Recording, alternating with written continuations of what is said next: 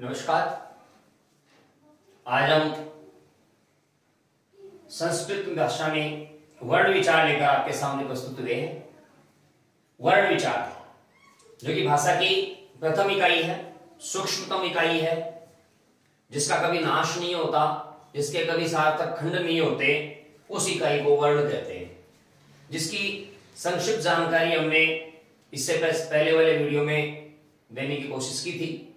अब हम वर्णों के विभिन्न आधार पर वर्गीकरण को जानने का प्रयास करेंगे।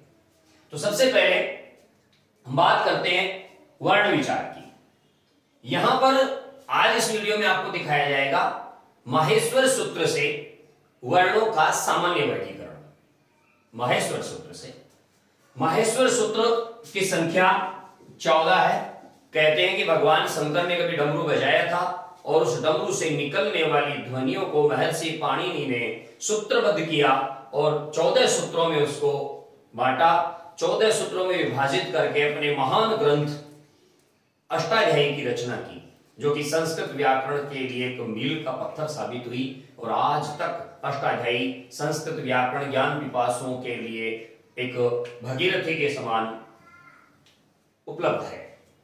तो माहेश्वरी सूत्र भगवान शंकर के डमरू से यानी भगवान महेश के डमरू से निकले हुए हैं, इसलिए इनका नाम माहेश्वर सूत्र है। ये संख्या में चतुर्दश अर्थात 14 हैं, जिनको हम उच्चारण करते समय ध्यान रखते हैं। उच्चारण का अगर सस्वर किया जाए तो ये याद जल्दी हो जाते हैं।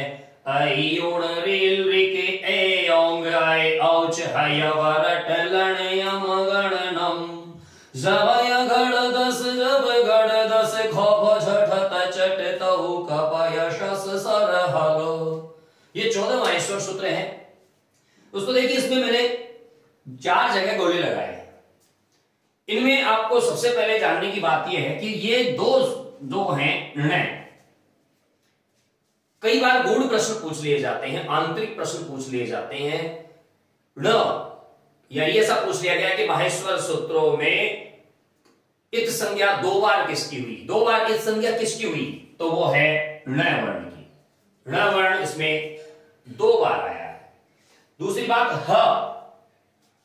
है भी 2 बार आया है, एक प्रत्याहार निर्माण के लिए और एक व्यंजन के लिए। 2 बार है का प्रयोग हुआ है। क्रमांक 6 पे जो ल है, ये ल केवल प्रत्याहार निर्माण के लिए है। ये वास्तव में अकार का द्योतक है। ल का द्योतक न होकर अकार का द्योतक है। प्रत्याहार जो 14 माहेश्वर सूत्र से बनते हैं, उनकी संख्या पाणिनि अष्टाध्यायी के अनुसार 42 प्रत्याहारों का निर्माण इनसे किया जाता है। 42 प्रत्याहार इनसे निर्मित होते हैं। प्रत्याहार का मतलब होता है आदि अंत्येन संहिता, मतलब आदि और अंत वाले वर्ण को मिलाकर जो सार्थक युग्म बनता है वो प्रत्याहार कहलाता है। जैसे अ और न, अ आदि न अंतिम, तो ये अण प्रत्याहार हो गया। तो अण प्रत्याहार का मतलब मान लीजिए आप, ये अण प्रत्याहार है। अण प्रत्याहार में वर्ण हो जाएंगे अ, ई, उ, क्योंकि अंतिम हल्की संज्ञा होकर उसका लोप हो जाता है। वो केवल प्रत्याहार निर्माण के लिए प्रयुक्त हुए हैं। तो अण प्रत्याहार में 3 वर्ण हो गए अ, ई, उ। अब जैसे इस अ से इस कै तक आते हैं तो दूसरा प्रत्याहार बनता है अक। अक प्रत्याहार बना। अक प्रत्याहार में अ, ई, उ, री, री, ये 5 हो गए अक। इनको मूल स्वर भी कहते हैं। इनकी संख्या 5। तो इस प्रकार से प्रत्याहारों का निर्माण किया जाता है। मान लीजिए आपसे कहा जाए एच, तो ये ए और ये छ, तो एच, एच का मतलब हो गया ए, ओ, आई, औ।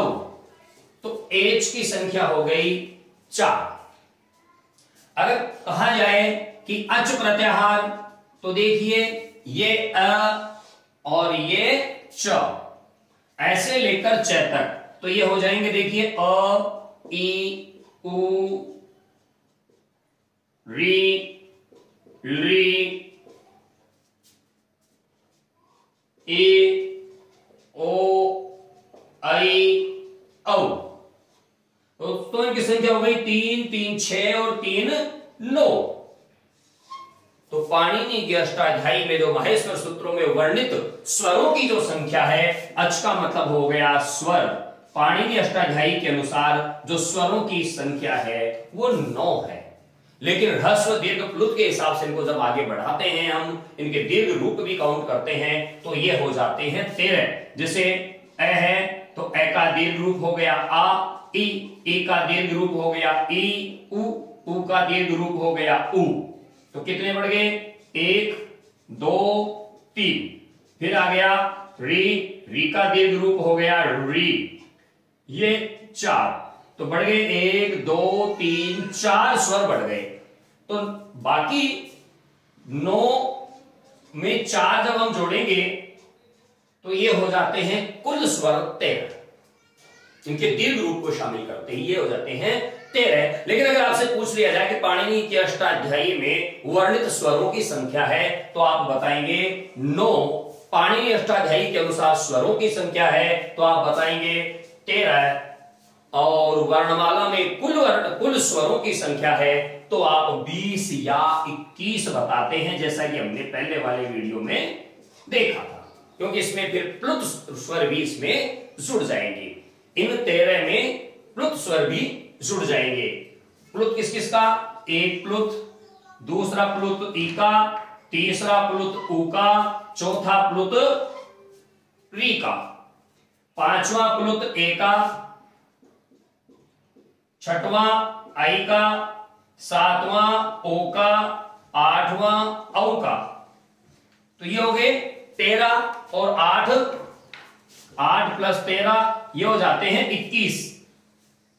21/22, ये 20/21 ये जो लिखा है वो इसीलिए है कि एक जो री है, री, उसका काउंट नहीं होता। तो ये आपको ध्यान देने की बात है। तो अब हम बात करेंगे वर्ण विचार में। सबसे पहले स्वर की। स्वर का नाम है अच, क्योंकि ये ऐसे लेकर च तक है। फिर अगला 5वें नंबर पे जो माहेश्वर सूत्र है वो है से शुरू है और अंतिम है ल। तो है से लेकर ल तक कहलाएगा हल, और हल का मतलब होता है व्यंजन, और इनकी संख्या 33 है। इनकी संख्या 33 है। तो इस प्रकार से हम इसको समझ सकते हैं। अब सबसे पहले हम स्वर की बात करते हैं। स्वर, स्वर का मतलब हो गया स्वतंत्र उच्चरित ध्वनि।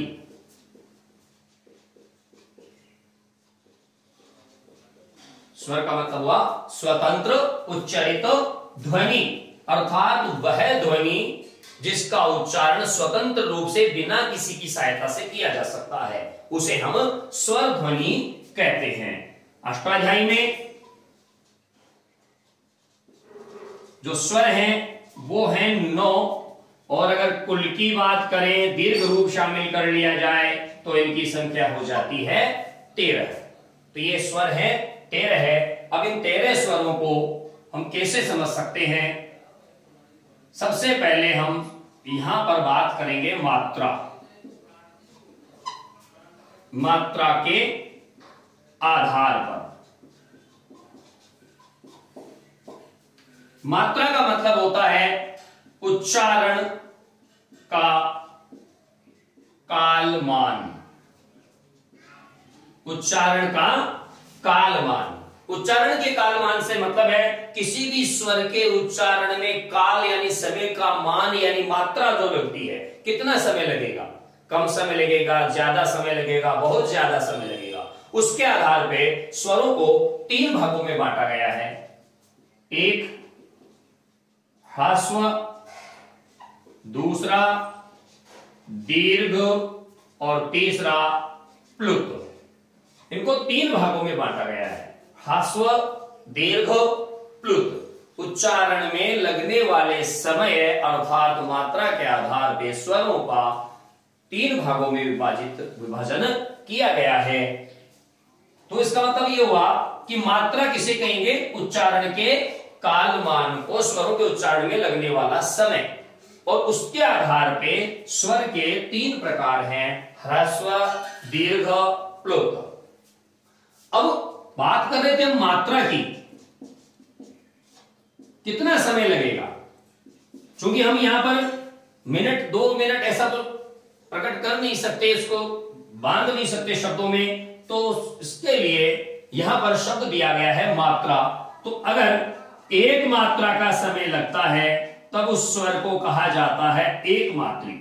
2 मात्रा का यानी इससे ठीक डबल समय लगता है तब उसको कहा जाता है द्विमात्रिक।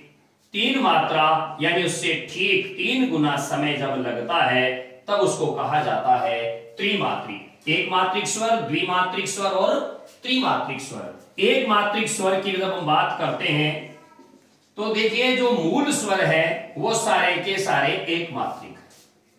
मूल स्वर कौन से? मैंने अभी प्रत्याहार में आपको बताया था कि अ से लेकर क तक ये मूल स्वर है, ऐसे लेकर क तक ये मूल स्वर है। तो इसमें कौन कौन से स्वर आ जाएंगे? अ, इ, उ, रि, ली। इनकी संख्या हो गई 5। ये है एक मात्रिक स्वर।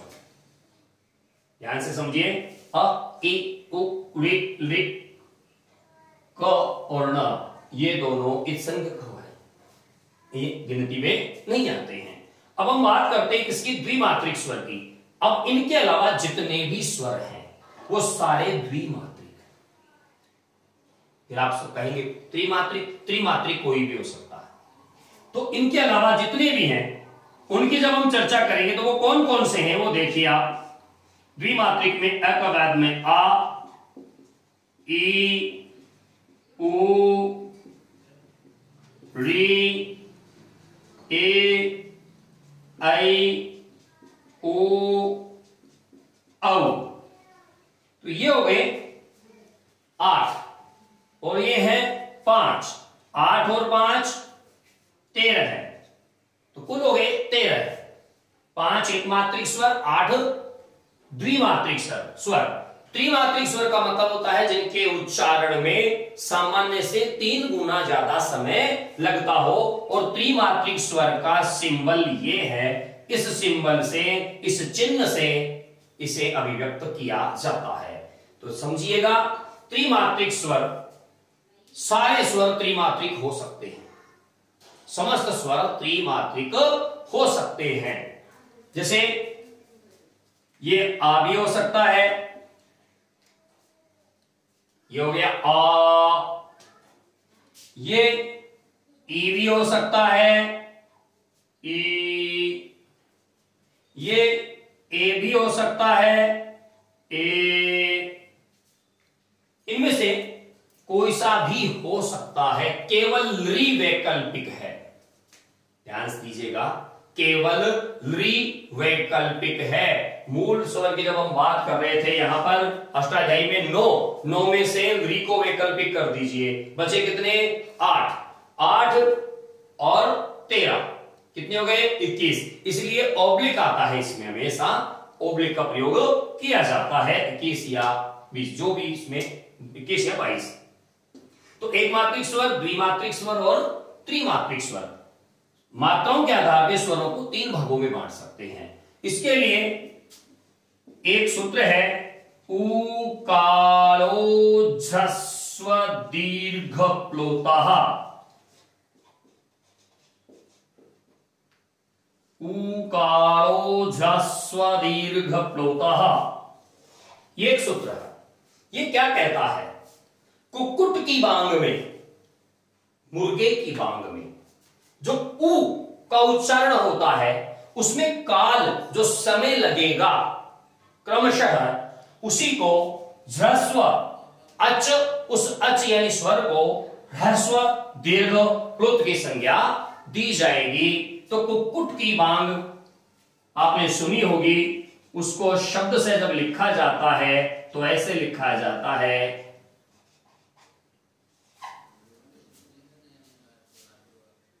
कुकड़ू कु, ये तो सामान्य बात होगी।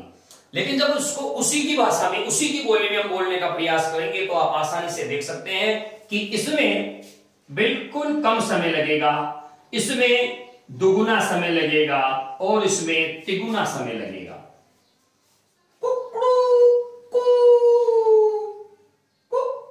कम थोड़ा ज्यादा और ज्यादा, तो समय जो इसमें लग रहा है उस समय के आधार पर क्रमशः अच ह्रस्व, दीर्घ, प्लुत। तो कुक्कुट की बांग में जो ऊ में जो काल लग रहा है उस स्वर में ह्रस्व, दीर्घ, प्लुत संज्ञक वो होते हैं। तो इस प्रकार से आज हम मात्रा के आधार पर इसकी चर्चा कर रहे थे स्वरों की, कि मात्रा के आधार पर स्वरों के 3 भेद हैं, एक मात्रिक स्वर, द्विमात्रिक स्वर और त्रिमात्रिक स्वर। अब इनके नाम क्या है?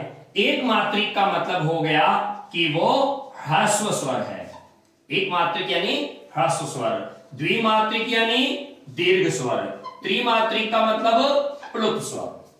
एक मात्रिक, द्विमात्रिक और त्रिमात्रिक, ये 3 प्रकार के स्वर हमारे यहां संस्कृत वर्णमाला में प्रयुक्त होते हैं। तो फिर ये वीडियो जिसमें आपने देखा कि मात्रा के आधार पे हमने स्वरों के 3 रूप बनाए, एक मात्रिक, द्विमात्रिक, त्रिमात्रिक, यानी ह्रस्व, दीर्घ और प्लुत। अब जरा इस श्लोक पर भी थोड़ा दृष्टिपात कर लेते हैं, ये क्या कहता है?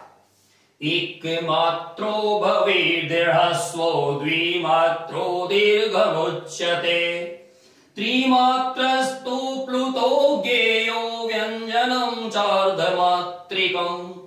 एक मात्रो भवेद् ह्रस्व, जिस स्वर के उच्चारण में एक मात्रा का समय लगता है वो ह्रस्व है,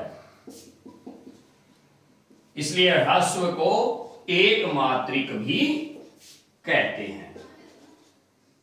फिर कहता है द्विमात्रो दीर्घमुच्यते, द्विमात्रो दीर्घम उच्यते, दीर्घ कहते हैं द्विमात्रिक को, जिसमें 2 मात्राओं जितना समय लगता है उसको दीर्घ स्वर कहते हैं। त्रिमात्रस्तु प्लुतो ज्ञेयो, प्लुत के रूप में जाना जाता है जिसमें त्रिमात्रा हो, यानी त्रिमात्रिक स्वर को प्लुत स्वर की संज्ञा दी जाती है। फिर कहता है व्यंजनं चार्धमात्रिकम्, व्यंजन, व्यंजन को अर्धमात्रिक वर्ण कहा जाता है, व्यंजन को अर्धमात्रिक वर्ण कहा जाता है। तो इस प्रकार से सब स्वरों की मात्रा के आधार पे अलग अलग संज्ञा है, वो हमने यहां पर पढ़ने की चेष्टा की है। एक बार माहेश्वर सूत्रों पर पुनः दृष्टि फेराइए। ये माहेश्वर सूत्र हमारे बहुत काम आने वाले हैं। जैसे मैंने बताया था, ऐसे न तक अण, ऐसे क तक अक, ऐसे ंग तक अंग, ऐसे च तक अच, ऐसे ट तक अट और ऐसे ण तक अण। तो ऐसे अलग अलग प्रत्याहार इसमें बनते हैं।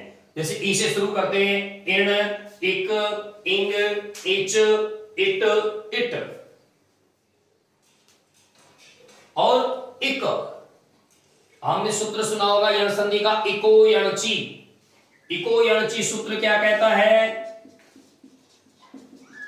एक स्थाने यण शात अच करे। तो इक क्या है? इ उ री री, ये इक है। इसके स्थान पे हो जाएगा यण। यण का मतलब य से शुरू करो, य, व, र और ल।